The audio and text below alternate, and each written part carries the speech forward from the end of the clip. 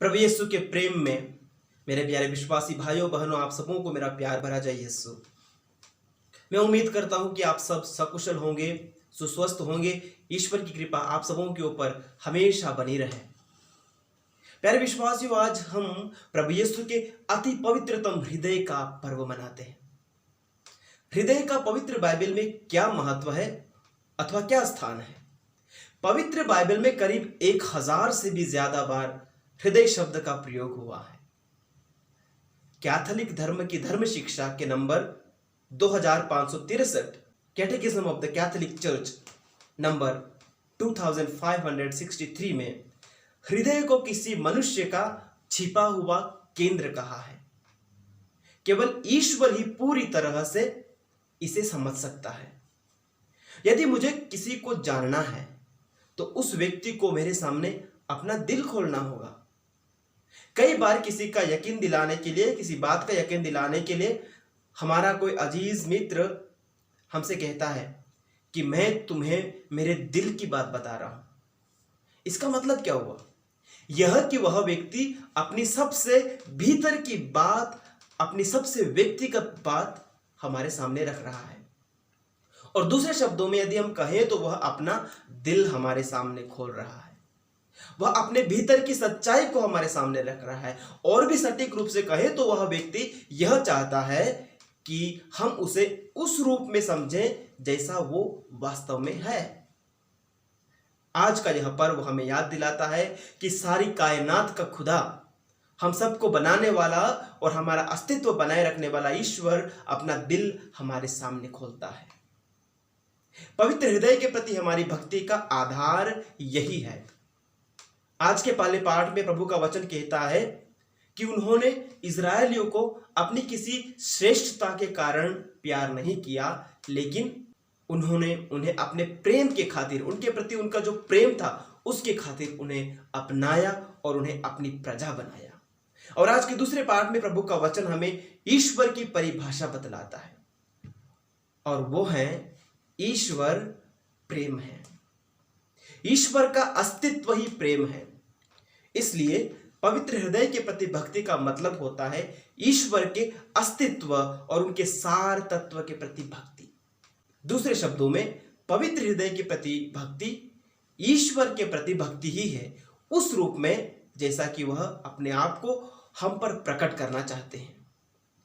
पूर्व संत पिता बेनेडिक्ट 16वें कहते हैं, उनके छिदे हुए हृदय में स्वयं ईश्वर का हृदय खोला गया है। प्रभु यीशु के छिदे हुए हृदय में स्वयं ईश्वर का हृदय हमारे लिए खोला गया है। यहां हम देखते हैं कि ईश्वर कौन है और ईश्वर कैसा है।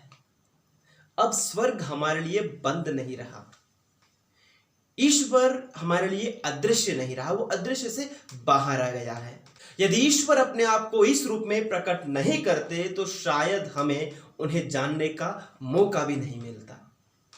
हमें बस ईश्वर के इस निमंत्रण को स्वीकार करना है। यीशु अपना दिल खोलकर हमें यह बतलाना चाह रहे हैं कि ईश्वर मनुष्यों के साथ एक रिश्ता कायम करना चाहते हैं, हमें दिल से अपनाना चाहते हैं। दुनिया का कोई भी धर्म ईश्वर की ऐसी सुंदर तस्वीर हमारे सामने पेश नहीं करता है। केवल मसीहत का खुदा, केवल मसीहत में खुदा इंसान से इतना अधिक प्यार करता है कि वह हम में से एक जैसा बन जाता है, हम जैसा मनुष्य बन जाता है, ताकि वह हमारे लिए अपना दिल खोल सके और हम उनके साथ प्रेम के रिश्ते में जुड़ जाएं। समारी स्त्री के वाक्य में यीशु उस स्त्री से पानी मांगते हैं। प्रभु प्यासा है। क्रूस से भी उन्होंने कहा था, मैं प्यासा हूं। संत यूहन्ना अध्याय 19 वचन 28। हमारा ईश्वर आज भी प्यासा है हमारे लिए। आज भी उसका दिल हमारे लिए खुला है। वह हर रोज अपना दिल खोलकर हमें अपने पास बुलाता है। आज की सुसमाचार में वो हमसे कहते हैं, थके मांदे और बोझ से दबे हुए लोगों, तुम सब के सब मेरे पास आओ, मैं तुम्हें विश्राम दूंगा। मैं स्वभाव से नम्र और विनीत हूं। वो अपने प्रेमी हृदय के करीब हमको बुला रहे हैं। वो हमें अपने प्रेम के सागर में डुबा देना चाहते हैं। वो हर रोज हमें यह निमंत्रण देते हैं कि हम उनके प्यार को जाने, पहचाने और उसके प्रेम के दीवाने हो जाएं। उसके प्रेम के रस में वो हमें डुबा देना चाहते हैं। उसके छिदे हुए हृदय से टपकते लहू व जल से हम अपने पाप में जीवन को धो लें और अपने आप को यीशु के प्रेमी हृदय में छिपा लें, जो सिर्फ और सिर्फ हमारे खातिर मांस बना, हमारे खातिर इंसानी हृदय बना, ताकि एक मानवीय हृदय से ईश्वर अपने बच्चों को प्यार कर सके। आइए प्यारे विश्वासियों, हम यीशु के पवित्रतम हृदय की तस्वीर को अपने जेहन में लाएं, जो कि सारी मानव जाति के प्रेम के लिए दहक रहा है, जल रहा है, और अपने आप को, वह सारी मानव जाति को प्रभु यीशु के अति पवित्रतम हृदय के प्रति समर्पित करें, वो प्रार्थना करें, जिससे जैसा कि संत पौलुस कहते हैं, आप लोग यीशु के प्यार की लंबाई, चौड़ाई, ऊंचाई और गहराई को समझ सकें। इफिसियों 3:18। और उनके प्रेम के निमंत्रण को स्वीकार कर उनके प्रेम में हम निरंतर बढ़ते जाएं। आमीन।